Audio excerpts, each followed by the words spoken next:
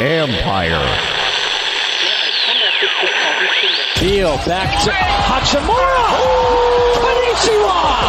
First off, happy Thanksgiving, everybody. It was more just shocking to hear from him and understanding that he gets the most assists from me and the most spoon-fed baskets ever. You know, the culture is actually damn good. To sit up there and to say you don't have a culture problem in the nation's capital, everything about the organization points to a culture issue. One guy took a in another guy's shoe. I'm a little pissed off about it, but I know how I am. I was kind of expecting it. It's disrespectful. It was like Eric Killmonger going for total domination. What hug is mine? We're not going to be fucking sunk this year. We're the Stanley Cup champions! Yeah!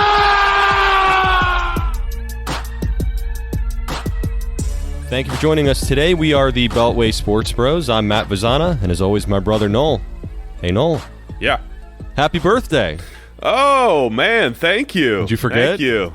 At this age, you want to forget, so I did my best, but I appreciate it. Thank you. Yeah. It's been a good year. Oh, yeah, that's for sure. That is for sure. It was a year worth living. That's for sure. Lost this year for absolutely no fucking reason, but yeah. Hey, I'm alive. I'm breathing, right? It's the most important thing. Even like a cockroach lives, so. Yeah.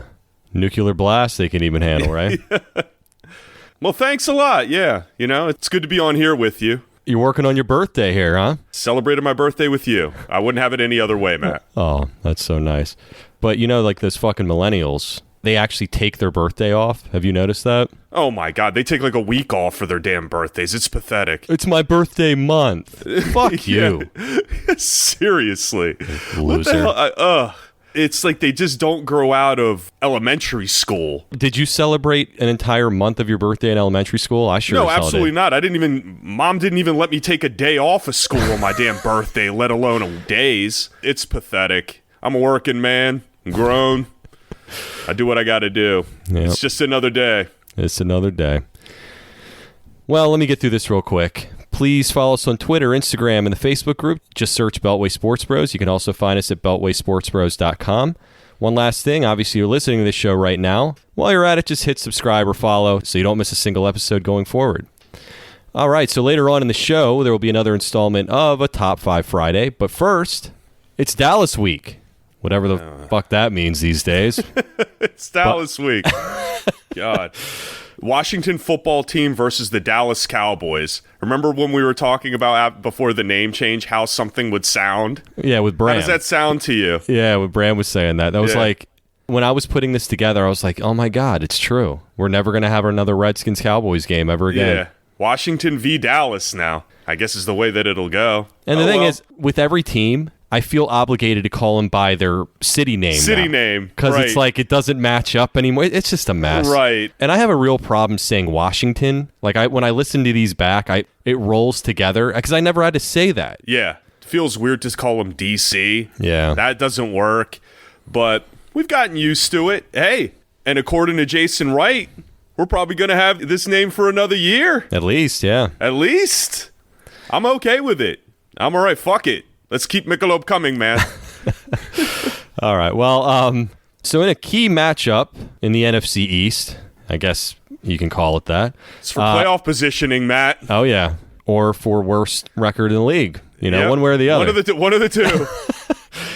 Your 1-5 Washington football team will go up against the hated 2-4 Dallas Cowboys in Landover, Maryland. Last week in front of the world, on Monday Night Football, the Cowboys got completely obliterated at home by Arizona 38-10, and Washington lost in the dumbest way possible, 20-19 at the Giants. This week's game will be on Fox at 1 p.m., and Dallas is favored by 1 point. So let's go over the updated injury report as of Thursday for Washington. Sadiq Charles dislocated his kneecap against the Giants after 2 plays. He may be back after the bye. Antonio Gandy-Golden and Isaiah Wright, wide receivers, did not practice, not expected to play. And Jerron Christian Sr., which is kind of a surprise here, did not practice on Thursday, so he is questionable going in. As for the Cowboys, obviously we know Dak's out for the year. They have got Brandon Knight, the tackle, has a knee issue, did not practice, and guard Zach Martin had a concussion, also did not practice. So there you go. They're kind of reeling on the offensive line a little bit. Oh, my God. They are decimated. Yeah. Still putting up like 450 yards a game, but, Well, I mean, Dak was like on pace to go for 6,000 yards, man. I mean. Not anymore. He'll be lucky to walk 6,000 yards. Never laugh at somebody else's misfortune. Fuck them. Anyway, all right, well, let's start with the Washington offense versus the Dallas defense. So what do you think, Noel? How do you think this is going to go? Well, the first glaring thing is Dallas's defense is dog shit. Mm-hmm. Okay? They've given up 36 points a game. Yep. And if you can't score against this team at this point, where they're at, you can't score against anyone. Arizona scored below their average, and they crushed Dallas in that game. So I think one of the big keys for Washington offensively, first, is to get out of their own way and not turn the freaking ball over. How about that? An obvious one. That would be nice. Do anything backbreaking in that way. And run some more. I'm telling you, man, this team can be run on. They give up 173 yards a game on the ground. 31st in the league. I mean, teams roll on them. We're not even talking about teams, and I watched some stuff back. It's not like teams are going in and pounding on this team. They just give up yards in chunks. And Gibson is the type of back that can do that. They just need to give this guy some room to run, man. I think if they do that, Kyle Allen can be serviceable as long as he stays mistake-free and doesn't put the defense in a bind. I think that the offense can do well against this defense. Everybody else has. That is true. But we are talking about the Washington offense. So, I mean, you talk about the run defense for the Cowboys. I think they've met their match because Washington is the 32nd worst run offense in the NFL. No, yeah, absolutely. But I think there's also based on attempts and based on being behind in games. They've been behind in every single game that they've played this year. So, yeah, the numbers are slightly skewed. Hell, Dallas's numbers offensively running the ball aren't very good either because they've always been behind. No, I just think Washington doesn't run. Those games, yeah, they've gotten blown out. Kind of, right? The score looks like they've gotten blown out, but they've been beaten up early, down 14 points, 17 points. But that doesn't stop teams from running when they get down in the first quarter 17-0. This team just doesn't run the ball. Right. They get down early, so there's no excuse still not to run the ball. You should still stick to your game plan. So they're averaging 3.5 yards a carry. They just have a horrific run scheme. They don't have a passing offense that matches the run scheme. And when they run, just like it did with Gruden here, they know they're going to run. And just like when they're going to pass, they know when they're going to pass because it's an unimaginative offense. Right. And the goal is to make a run look like a pass and a pass look like a run and make it flowing. They just don't do that. Yeah, they may go above 82 yards above their average a little bit, but I don't see them putting up 170 yards either on the ground. I'm not saying that, Matt. All I'm saying is that they're the second worst team in the NFL against the rush. Okay, if teams are putting up 173 yards per game against this team on the ground, I mean, you at least have to attempt it and show that you have some type of resemblance of a running game. This defense is just bad all around, and we talked about playing off of the run, play action, or whatever it is, keeping it simple, stupid. Well, this team is extremely vulnerable against the deep ball. That's laughable, and we laugh about it every single week, and we talk about it, but at some point in time, like I said, I know I don't know how to build an engine, but I see what I see. Yeah. And I see that this team gets beat up on the ground with not much attempt at it. It's not like these teams are running the ball 50 times. Drake was scampering all over them like there was nobody else on the field, man. It's pretty incredible to watch when you watch a Cowboys game. I mean, they are Swiss how much cheese. Space there is. So much and that's space. what I'm saying. I mean, you have to give yourself the opportunities. They have space over the middle. Their safeties are playing like shit. Their corners are suspect at times. One of the glaring advantages that Dallas has, and maybe the only advantage that they have, is Washington's offensive line is suspect, especially at the left tackle position now, even more so because Christian is out. Lucas is probably going to be playing in his spot. And now Dallas is potentially going to be bringing back Randy Gregory to play on that side against him. So they need to keep Allen clean, and Allen just can't be stupid with the ball. Go to the strengths on this team, which are Gibson, McLaurin, potentially Logan Thomas, and call it a day. And that's it. As simple as that. And I can't put it in any other way. We've been talking about this shit for weeks, and they continue to be inconsistent with what they're attempting to do because they don't know what they're attempting to do. Well, whoever's in the left tackle spot, they need to help chip somebody. They need to, bring a running back over there. They need to do something. Throw Logan Thomas over there to help out because this guy, Kyle Allen, when he gets hit, he seems to fumble the ball. And I'm not just saying that because what happened last week. His career says that. He is a fumbler. He seems to have an okay pocket presence, but he makes mistakes. He's sloppy. He's sloppy. He's sloppy. That's it. I mean, he did, and I watched a lot of it back. He stepped up in the pocket nicely a few times. He made good reads. He missed some plays, too. There was some balls downfield that he could have made. These guys are running those routes, so I don't know if it's on him or if it's on the coaching. I don't know. But you're right. He had a decent pocket presence. He's just sloppy when there's traffic around him. Yeah. I will say this about Kyle Allen. I mean, the third down efficiency skyrocketed when he took over in the last game. Washington, was the worst in third down conversion percentage. They were up to almost 54%, which is actually a very good percentage for anybody. And the entire year, they're 34. That's with the 53. Yeah, no, I know. They really showed a difference there. Absolutely. That alone, they were holding on to the ball. Not that I will say that the Giants are probably the worst defense that they played all year in reality, but they're not embarrassing. They were so good that we had to go for the 2 because you never know what this beast team was going to do in overtime. No, can't give him a shot. But looking back, he did do some good things. He did miss some things, but he was extending drives, and that doesn't take into account that they were able to convert on 2 fourth down conversions as well. Actually, their percentage was even higher if you really think about it that way. So we were kind of hard on Kyle Allen. I think we still want Dwayne Haskins in there because we think he's getting a raw deal and he should be the future. No, don't say we. Well, if you want to take your shit back, you go ahead.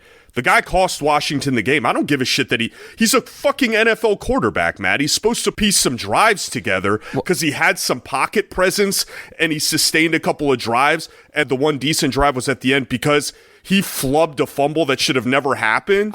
Gave a ball up. He lost them the game. What the hell are we talking about? No. If you want to recant it, go ahead. I'm not disputing that, Noel.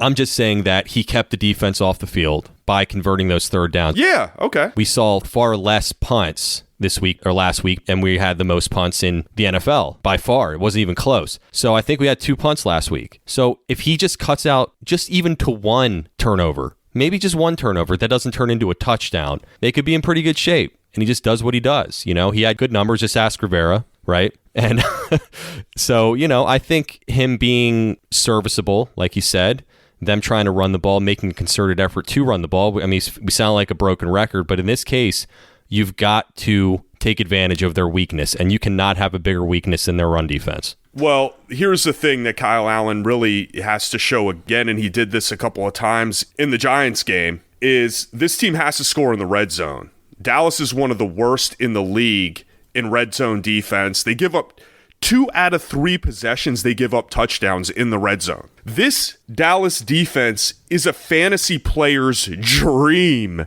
man. If you have a player that is going against Dallas, play his ass. Start him because you will get points.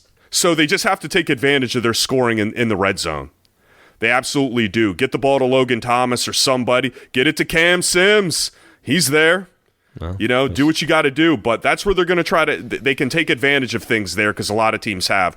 Hopefully this isn't Dallas's coming out party defensively, but we'll see. Well, if there's any week to do it, who it's going to be against. Of course. But, let's move on to Washington's defense versus Dallas's offense.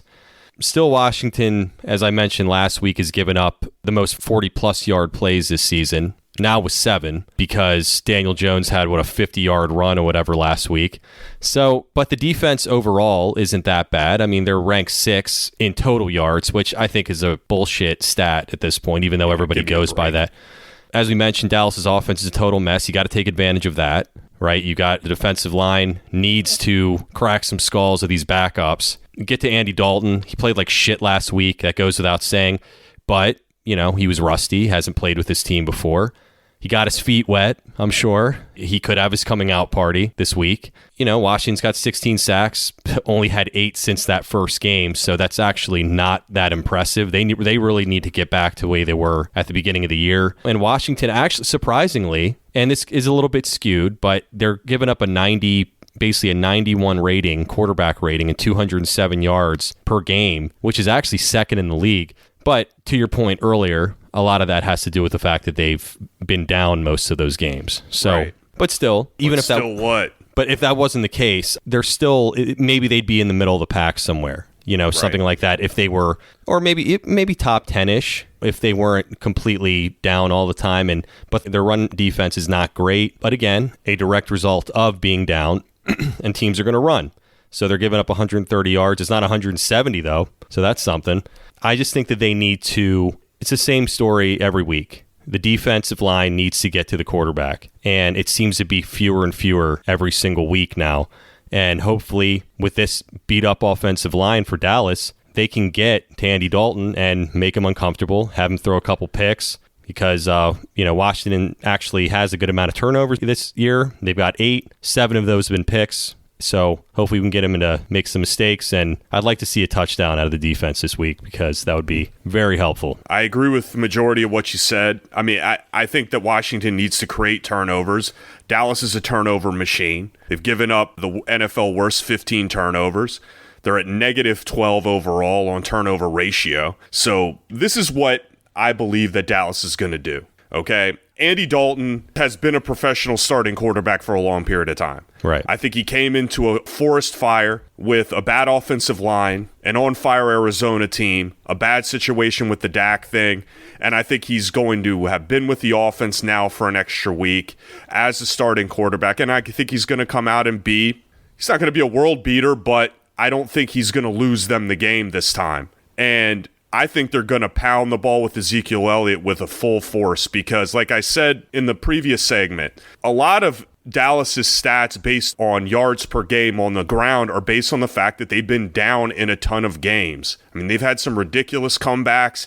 They've been down. They've been blown out in games. Dak's thrown the ball over 50 times, multiple times. Like I said, he was on track for 6,000 yards. They've just been throwing the ball all over the place. I think there's going to be a heavy dose of Elliott on Sunday because that's really where the line's weakness is for Washington. And they're going to have to expose that. Washington's defensive line from top to bottom, even the guard play for Dallas, their center is out. We're not talking about just the ends with Sweat and Young having the advantage. Their entire offensive line, Matt, is gone. They have one starting guard from the start of the season. We're not talking about just, get them off the edges and shit like that. They need to be pushing these fuckers back into Dalton. Right. Okay? So if they can't do it against this team that just lost another 2 freaking linemen last week, they can't do it, and they're not what they're cracked up to be. Bottom line. And if these D-backs and, most importantly, these safeties can't get their shit together with the amount of pressure that this D-line should be putting on Dalton and on Elliott and crushing him, this defense needs a makeover big time, because if you can't do it against this team, you can't do it against anybody. Yeah, and as you mentioned, Dallas has 15 turnovers this year. That's 3 more than any other team. Zeke is fumbling literally every game. He's got 5 fumbles in 6 games. You can't depend on that, right? No, absolutely not. No, he won't fumble once in the game. Nope. He'll be solid as a damn rock. He'll be a rock, man. But as you mentioned, with the weak offensive line with Dallas, you got to expect a lot out of Deron Payne. He needs to collapse that pocket, and he played great last week. I think that was his best game he's ever played. Yeah. So it kind of starts with him in reality, and if he collapses that pocket, then you got your ends that hopefully can get home, and that's what they need to do. This is what this defensive line needs. They need to create something. And Trace Young created that interception by Kendall Fuller last week. So we need more of that, and we need this guy shaking in his damn boots for them to have any chance. Well, let's not get it twisted. Dallas's offense, regardless if Dak is in or not in this offensive line, they got some weapons on this Cowboys team. Oh, they're loaded. Okay? So let's not forget that they've got Lamb, they've got Cooper, they've got Schultz at tight end, who a tight end usually will eat Washington up regardless of what decade it is. Right. So if this guy gets a little inkling of time, I don't think they're going to be tossing the ball all over God's creation with Dalton in there. They're going to have to take some baby steps, but let's be careful. If they're, like you said, not getting the pressure that they need, this Dallas offense has shown signs. And Dalton is no scrub. No, okay? He's not some freaking loser. Yeah, he lost his starting job. He was in with Cincinnati far too long, but the guy knows the NFL. And he can piece a game together here and there, and he's not playing world beaters in Washington's defense. So I think that it's all going to be predicated on what the D-line does. We say it every single time because you cannot rely on the safeties to be in single coverage or to help over the top or things like that. If he gets the ball rolling, they're fucked, man. 10 on this. The key is you cannot let Dalton get comfortable. So out the gate, they need to show something.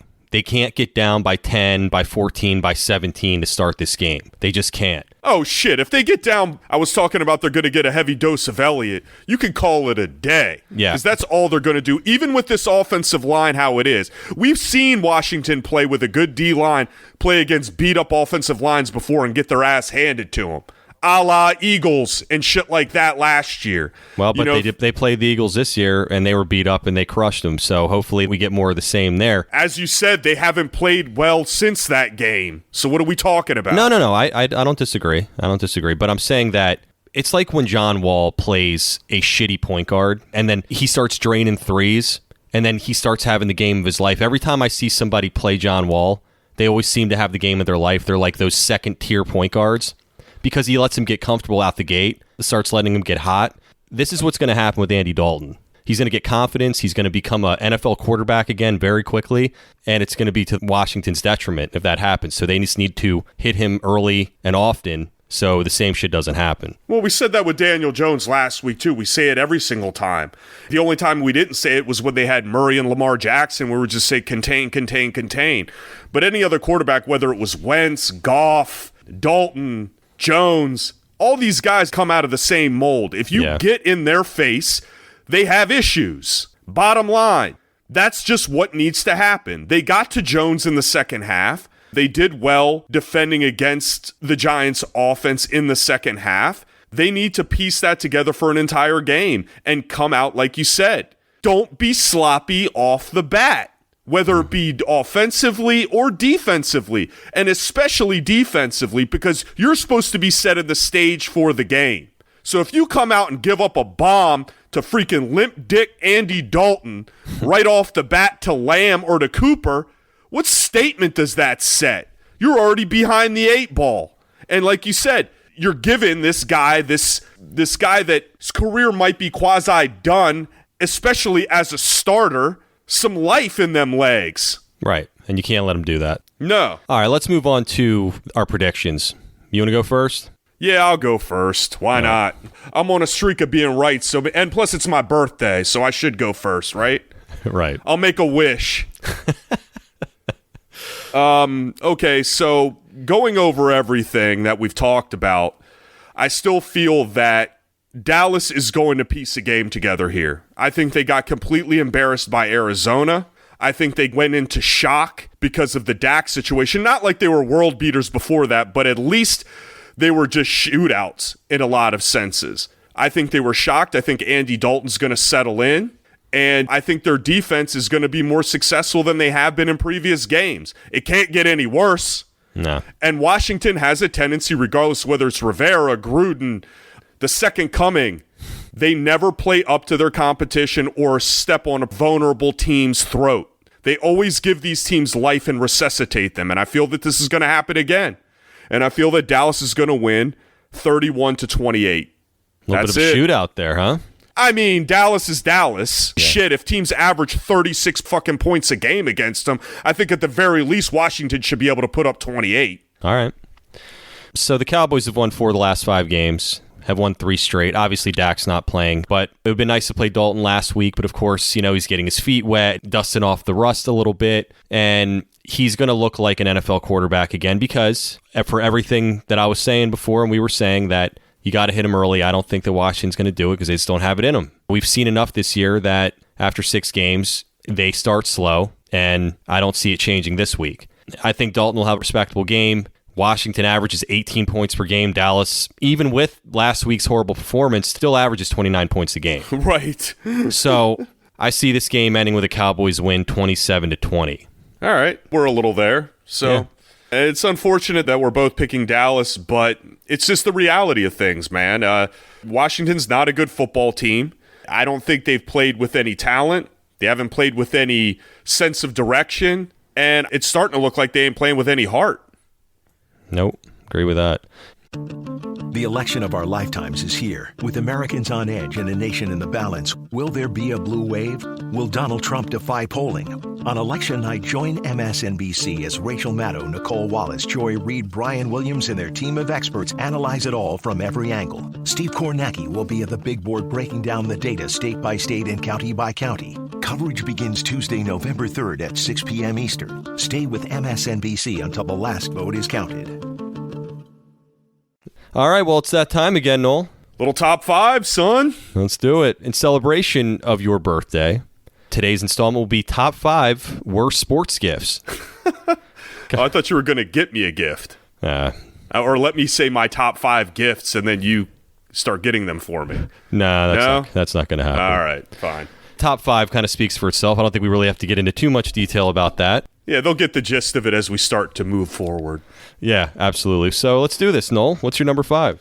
My number 5 is golf stuff. Okay. I guess you assume they play a sport. You're not going to buy like a soccer ball for a grown man. And you go out, you play golf. Your family members or your wife and kids, they buy you golf stuff. And, if I wanted it, I would honestly go buy it myself. But they'll go out and buy like a shitty fucking Wilson club from Target. Mm-hmm. Like, I'm going to use that. Or golf balls with Washington logos on them that you can't even use on the course, that you can use for like putt-putt. Thanks. I appreciate the thought and all, but not really a sand wedge that I'm going to be able to use that you bought at Walmart. Open face sand wedge. Yeah, open face sand wedge. Yeah.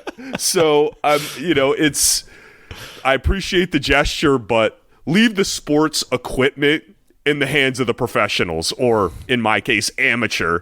Because, if I want a nice putter, I'll go buy one. It's not your place for that. It's like me going out and trying to figure out what the best, purse is.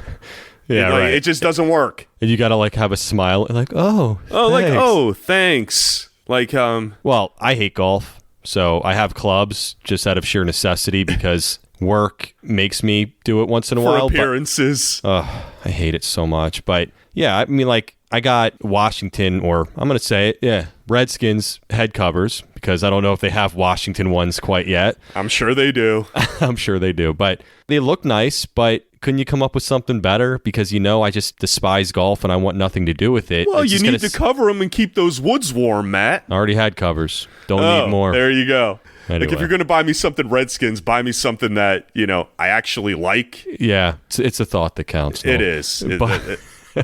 Well, my number 5 is tickets to a game. Now, I don't mind this as long as they are to a game I want to go to, or, whatever. But, and we had an entire episode about this, a top 5 about don't miss going to live sports events. Right. Which I don't necessarily enjoy doing because it's just a pain in the ass. I'd rather watch it on TV. But the reason it's my number 5 is because I remember giving DC United tickets to Pop, our father.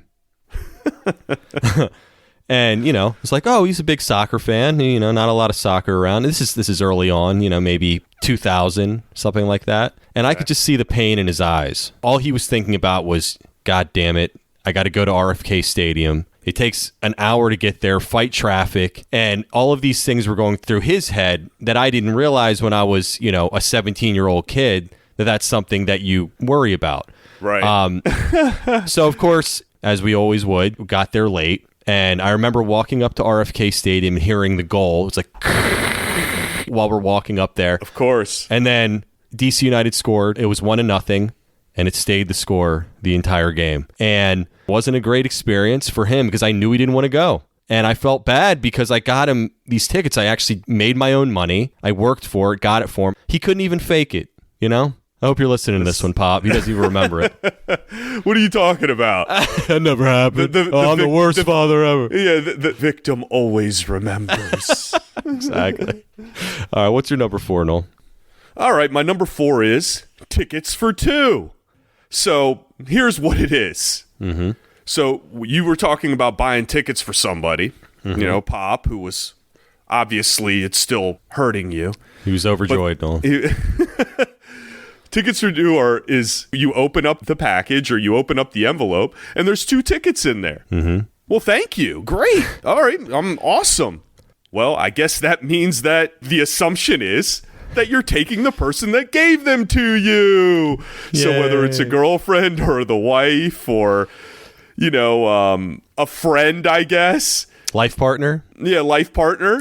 they bought you 2 tickets and it's you plus 1. Mm-hmm. So you can't be like an asshole and say, hey, oh man. I mean, I'm sure we've been in situations like that too, where we wanted to go together and we knew absolutely. That it was, we can't piss the spouse off or whatever it is to make that happen. So we've got to do the plus 1. So that's what I'm saying. It's kind of a half gift. Yeah. And those are annoying because you can't really do what you want to do with your actual, which is your gift. It's your gift, but it's not really your gift. Not really your gift. I've been in that situation, absolutely. And I've asked Kristen, I'm like, cool if I bring Noel? Like, you went to the last one, so like if it's a Wizards game or something. Yeah. It's definitely. I've brought you to those, and those are compliments of Kristen. Just so you know. I know, and I knew it was like there's some hurt feelings, but whatever. It is what it is. Yeah. Who's going to take care of the baby? You just come up with all these ways to get around it. Well, all right. My number 4 is sports-themed grill utensils. That's very specific. Yes, it is.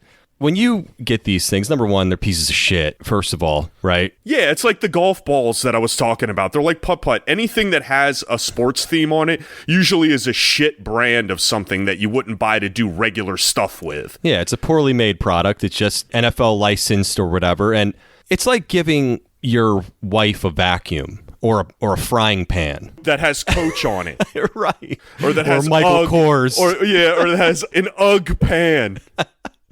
What are you trying to tell me? I know men grill, right? Yeah.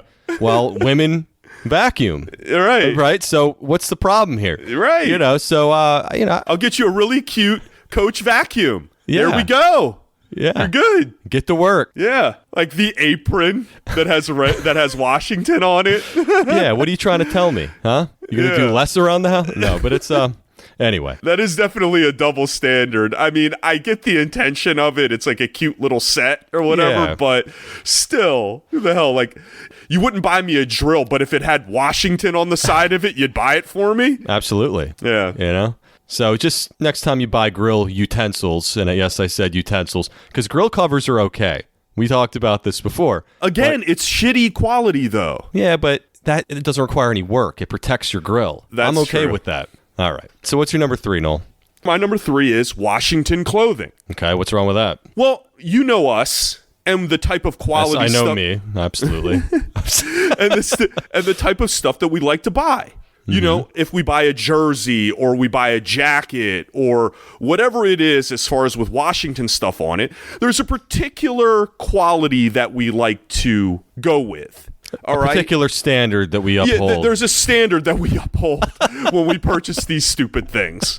Okay? This is an example. Mm-hmm. When Lindsay and I first started going out, yes, she knew I was a Washington Redskins fan because they were the Redskins at the time. So she bought me a jersey. I don't remember if it was for my birthday or whatever it was. It was like... Hold on, can I guess? Yeah. It was the Jason Campbell jersey. Am I right about that? Yes.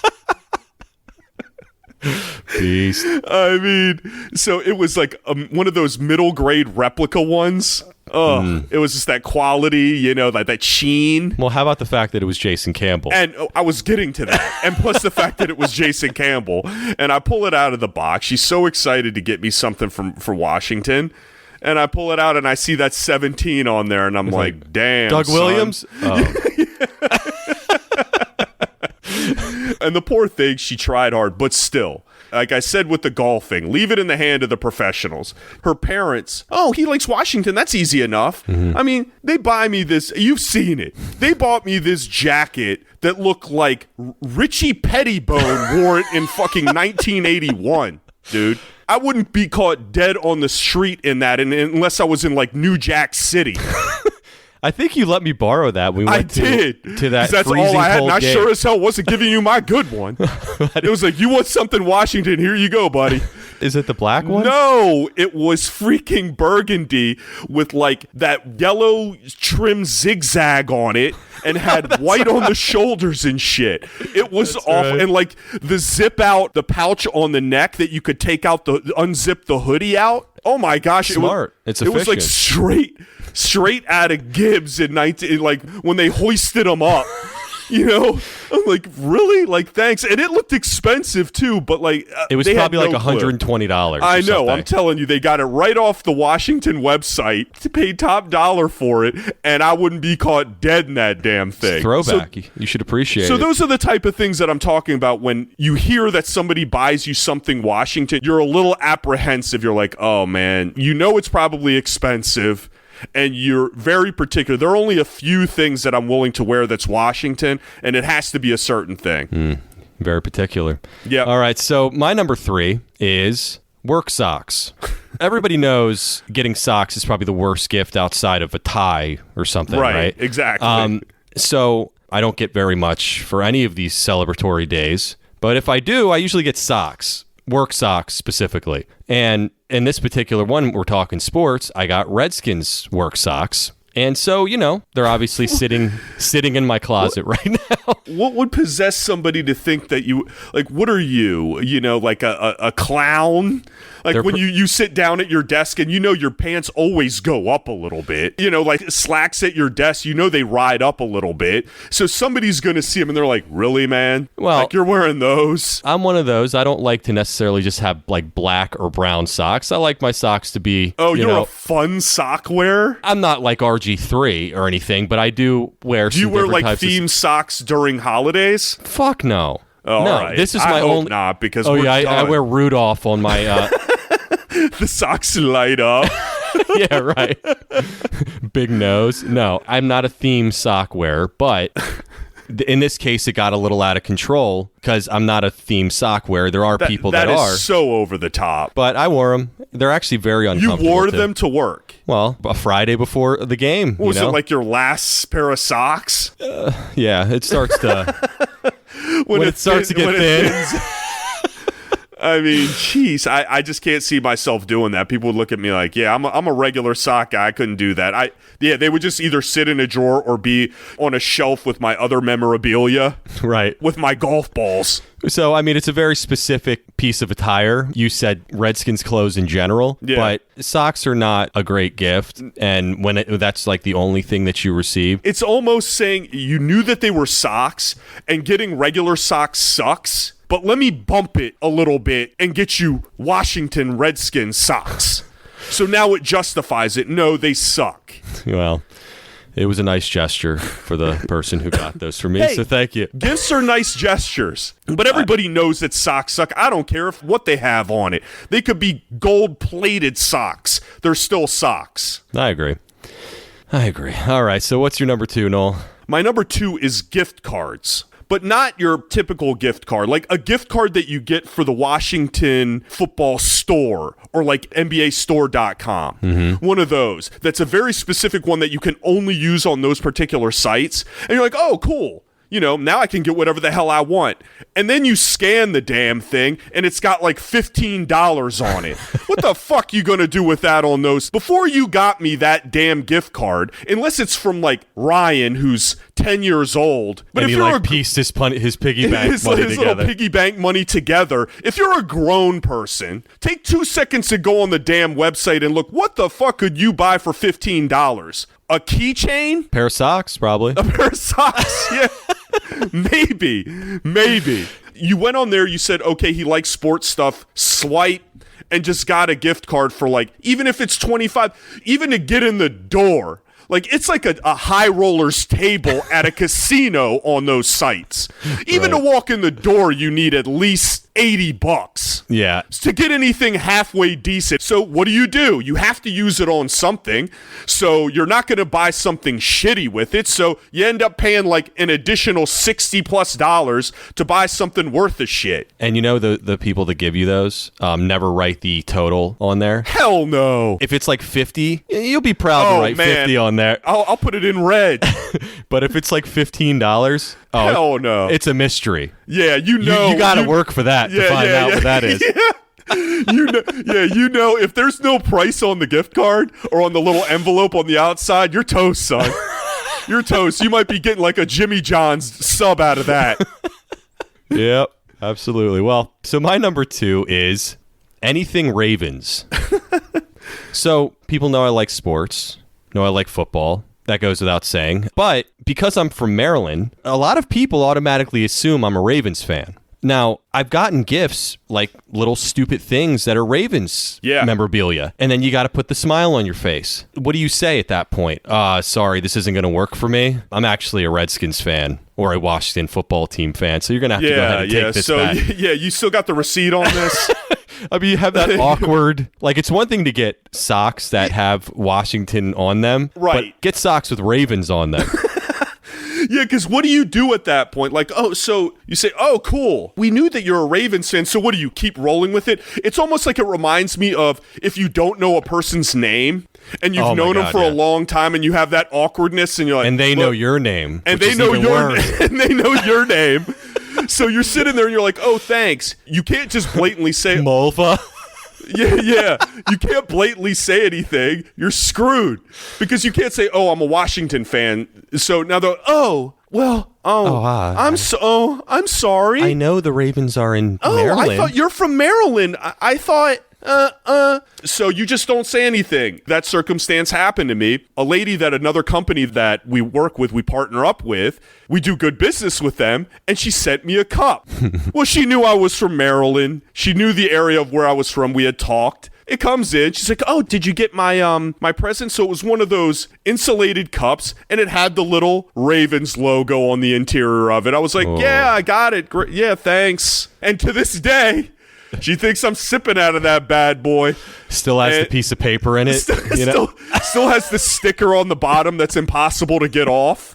You know, that you have to dishwash 3 times in order for it to come off. Yeah, it just sits there collecting dust now. Sorry, but I've never admitted to this day that. If you're listening to this and you know somebody's from Maryland, don't automatically assume they're a Ravens fan. Right. Okay? Do yourself a favor. Yeah, do yourself a favor. I mean, the Ravens ain't been around that long. Yeah, well, I kind of wish I was a Ravens fan. Yeah, I know. At times, please. Kidding me? All right, so what's your number 1? My number 1 is shitty tickets. I did the other tickets, the tickets for 2, because if you're going with another person that they assume that they're going with you, they're going to buy good ones. Believe me. Okay? But if it's somebody that's strictly buying you tickets to something and they have no knowledge, they don't even know where the hell FedEx Field is, they don't know where the Wizards play, they don't know any of that shit. They just know that you like the teams. So they just go online and go to Ticketmaster or whatever, buy the cheapest piece of shit they can find on those things. And here you are. And you're like, oh, damn. And you know when their ticket's in an envelope, right? You just have that feeling about it. And you open them up. Oh, man, this is awesome. Thanks. And as you're talking or conversing, you start looking at the section. And you're like, are you fucking kidding me? I'm going to go all the way. I'm going to take the Metro down to D.C., go to a Wizards game. I'm going to go all the way down, spend a shitload of money on the Metro, go see the freaking Wizards play the Hawks on like a Wednesday. Wizards Wednesday, Noel. Yeah, on a Wednesday in the nosebleed where they're like $13 a piece. So thanks, I guess. Really? I understand you're not knowledgeable on it or anything, or I'd rather you just ask me. Right. If that's your game plan, is to surprise me with some tickets, you just made a hell of a lot more work for me for absolutely no payoff. And the thing is, these people that buy them for you either A, know that you are going to go or aren't going to go, and they are going to ask you. These are the type of people that would like check the game out on TV to see if they saw, you're going to see me up there on the back row, all the way up in freaking where there's no oxygen. And you have to, oh yeah, it was a great time, and you're set up in those situations. Thanks, but no thanks. Well, you know me, Noel. You can get me in the door. I'll find a way closer to the court. So that's true. Yeah, the location means nothing to me. In that situation, I'll do a +1 with you because you have no pride or no shame. You'll go check a little kid out of the way to get down to the seats. My Michael Westbrook I'd be autograph. right behind you. You'd be my fullback, man. Were you there when I got Michael Westbrook's autograph? I don't know if you read that. Yeah, no, I've heard it. I think I've heard that one before. Man, his father almost punched me in the face. I'm not exaggerating because I got the last autograph. Westbrook was driving away, and I bumped this probably 7-year-old out of the way when I was like 16. You are such a piece of shit. Still sitting right there, though. I got it framed. He would have punched you in the face like he did Stephen Davis. Not Michael Westbrook, his dad, the father of the son. No, that's what I'm saying. He beat the shit out of Stephen Davis. That was awesome. Yeah, well, all right, so let's finish this thing off. Yeah, what's your number one? Go for it. My number one is, you ready for this? Nothing. So that's pretty much always my gift is nothing. And do you want something? Everybody likes a gift, Noel. It doesn't matter how old you are. It's true. You like to feel thought of, no matter how, even if it's shitty, I guess. I always see you at Christmas with like new Redskins shit on and everything, and I'm like, I guess I'll just wear what I've been wearing for 7 years, And the worst part about it is I buy somebody something, or Kristen goes out and buys something for whoever. It's usually not me doing the buying, but it goes to Home Goods or some shit. And then they come back with buying something for the kids or even my fucking dog, right? Like a Redskins sweater, for instance. Or even worse, the worst part about it is when somebody buys something for both of us. So I see a frame come in and it says, "Oh, Merry Christmas, Matt and Kristen. Here's your frame." What the fuck am I going to do with this? You know how many times that's happened to me?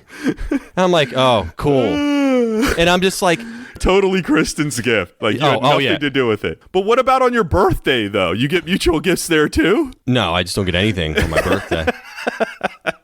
That I can remember, honestly. It's been years. I'm not going to lie. I mean, I might get a nice meal cooked for me or something, which is great. There you go. Hey, that's something. Which is great. But, there's always a part of you that wants something. You want to feel special. I'm sorry, Matt. It's okay. Hey, honestly. This is a therapy session now. It is. Hey, look, I'm being serious, people. On this stuff, I would rather, you're having this sob story about getting nothing. Some of this stuff is damn work. People that have heard this show before know that I don't like to pretend to be nice. I'm not nice. Nope. So to have to do that based on a shitty gift that you put no thought in, it takes a lot of work for me to do that. I would prefer you to get me nothing. That would be my number one ranked on the best gift list. Because if I want it, I will buy a better one. If I don't have it, there's a reason why I don't have it. Okay? I can go buy myself fucking tickets to Wizards Hawks on a Wednesday. I'll splurge for $25 a ticket and actually sit in a human section. Thank you very much. I'd rather take the nothing than your half thought or just thinking, he likes sports too. That shit. It's more the uneducated sports fan or person who doesn't like sports at all and thinks that you'll like it just because you slap a logo on it. You slap a logo on it. I'm surprised somebody hasn't bought me Washington toilet paper. There's two things I love, Washington and the toilet. Right? But wiping your ass with a Washington logo. And that's the trifecta right there, man. I mean, shit, I'm winning all across the board. Hey, Christmas, that's what I want, damn it. All right, birthday's already gone, but there you go. Christmas is on its way. I'm going to get you single ply. Just to piss you off. But, yeah, I think we're good. All right, well, that's going to do it for this episode. We're on all major podcast platforms. Please rate, review, and subscribe. If you like this show, please share it on social media. Thank you for all that have done that. Also, I'm going to plug it, Noel, if you weren't aware. I was a guest on the Believe in Wizards podcast with former Wizard Larry Hughes and Matt Moderno. Came out yesterday, so please check it out. Hope I didn't make a total fool of myself. Again, please follow us on Instagram, Twitter, and the Facebook group, and our website, BeltwaySportsBros.com. Hope you guys enjoy the game. I keep saying that, but I don't know if we ever will. And we will see you on Monday.